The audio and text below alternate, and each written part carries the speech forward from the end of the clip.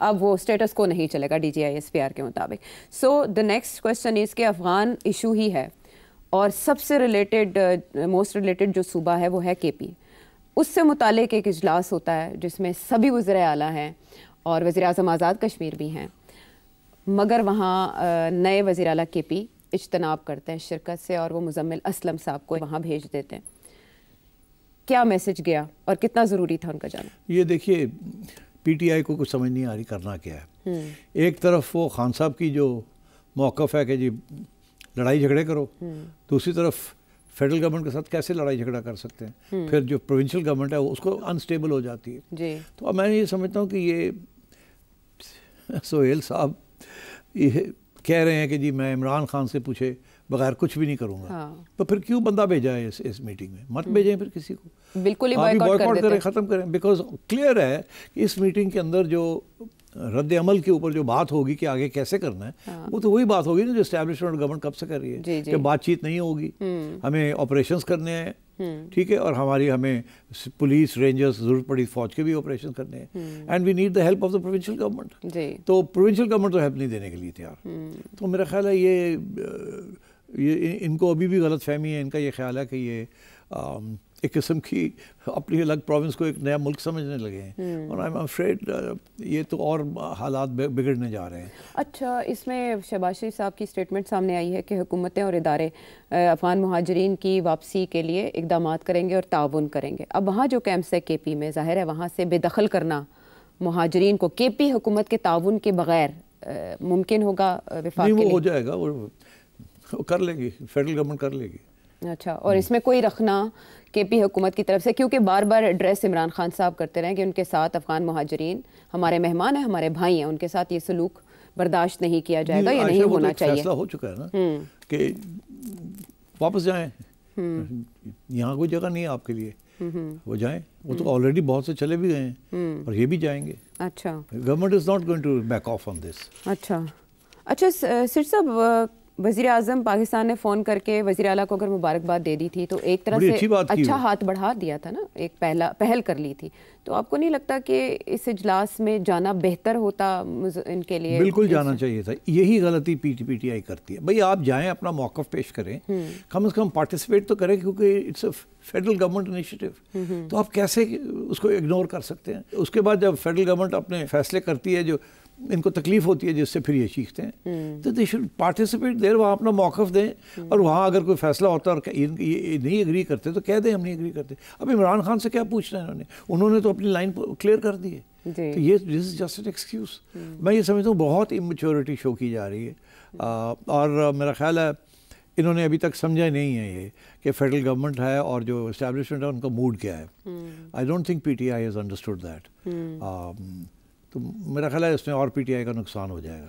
شاید اس معاملے پہ وہ اپنی الگ لائن لے کے زیادہ دباؤ بڑھانا چاہتے ہیں, اپنے لیے اور لیوریج KP میں لینا چاہتے ہیں, سیاسی دباؤ بھی بڑھانا چاہتے ہیں عمران خان صاحب. یہ ایک دکھتی رگ ہے نا. ہاں دکھتی رگ ہے, مگر اسٹیبلشمنٹ کی طرف سے جو سگنلز آ رہے ہیں وہ تو یہی ہے کہ ہارڈ لائن.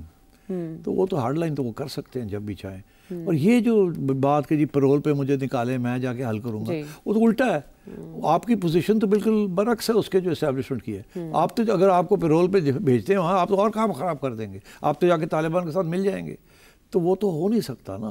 اب تو فیصلے ہو چکے ہیں کہ ہم نہیں ایکسیپٹ کریں گے یہ TTP جو کر رہی ہے, اور اگر اس کے ساتھ تعلقات افغانستان کی حکومت کے ساتھ خراب ہوتے ہیں تو سو بی اٹ.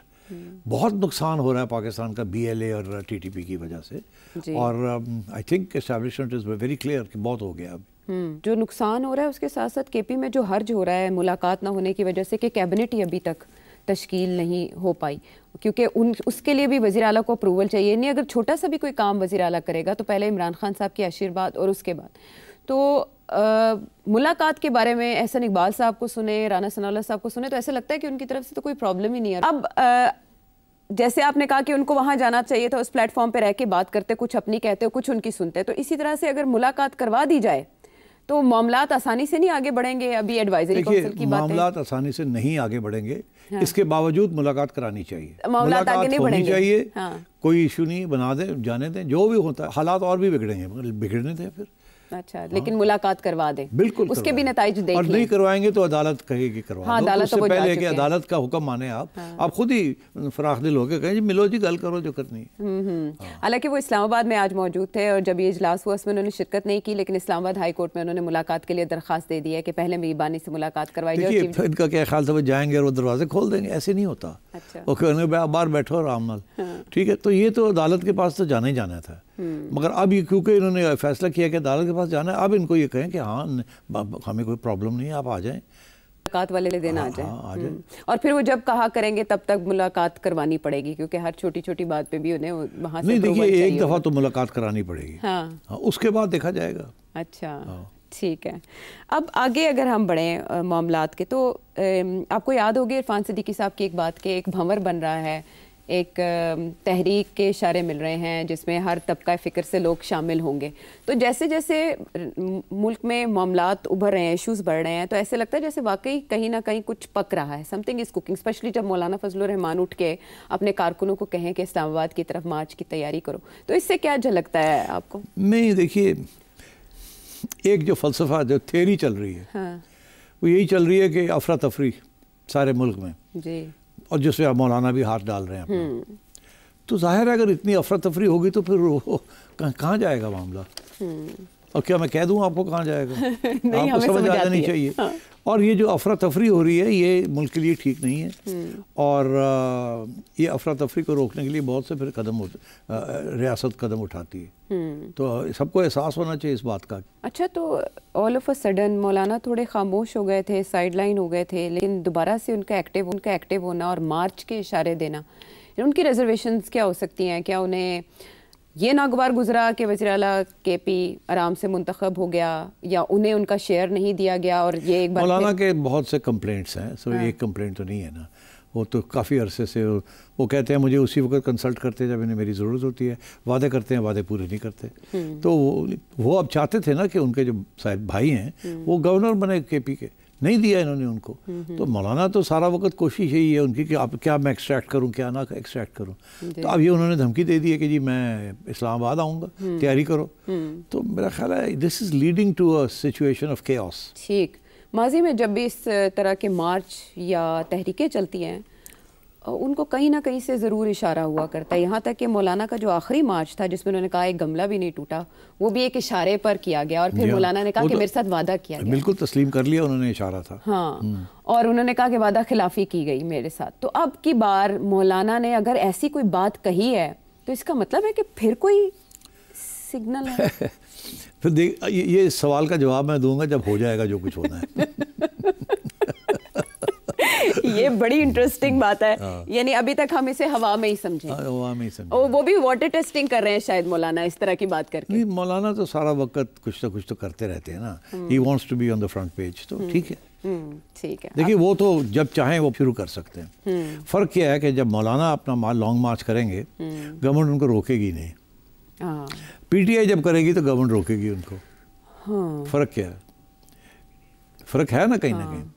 تو مولانا کا وہی ہے, گملہ نہیں ٹوٹتا, وہ آتے ہیں اور دھندناتے ہیں پھر چلے جاتے ہیں. ٹھیک, پی ٹی آئی والے تو اور کوئی ارادے کر کے آتے ہیں نا, اس لیے that's why the difference.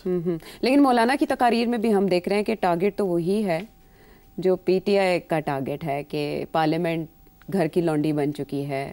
P T I کا تو کچھ اور مسئلہ ہے, مولانا کا تو وہ وہ ووٹ بھی نہیں پڑتا جس قسم کا ووٹ پی ٹی آئی کو پڑتا ہے.